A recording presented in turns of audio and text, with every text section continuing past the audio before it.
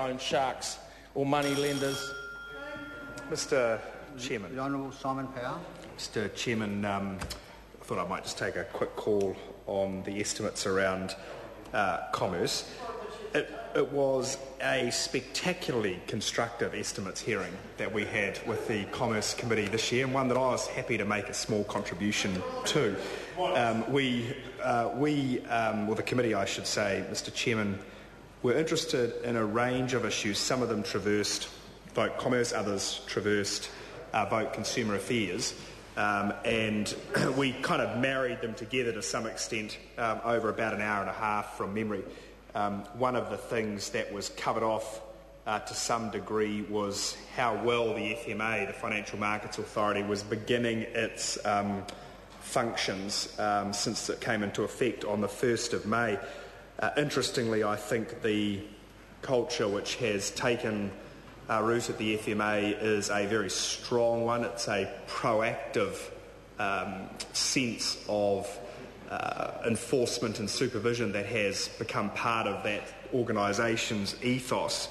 In particular, literally from memory, within about 48 hours of the FMA being formed, they took a view on lowball share offers being made by one individual, and a warning notice, a new power from memory under the Financial Markets Authority legislation was exercised very early in the piece.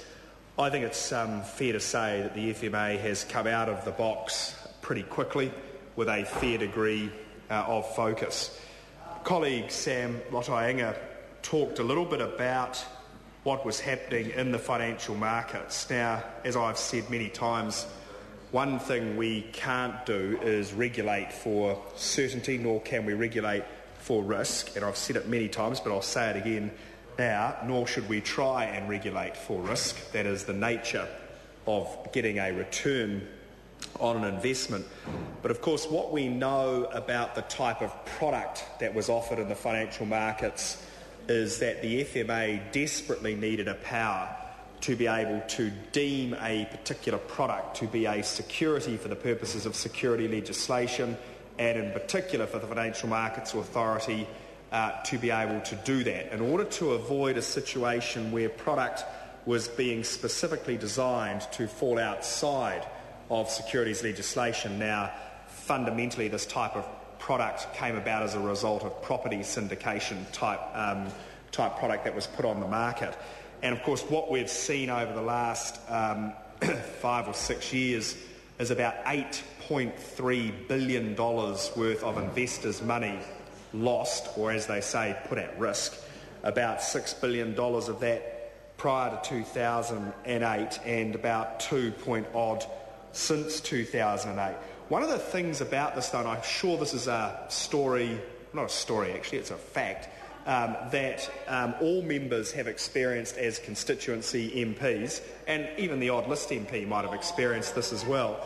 And that is, I had an elderly gentleman come to my office in Fielding, many months ago now, and he was explaining to me that he left school at about 15 years old and had managed to save the equivalent of between $75 to $100 a week out of all of his wages over the period of his life.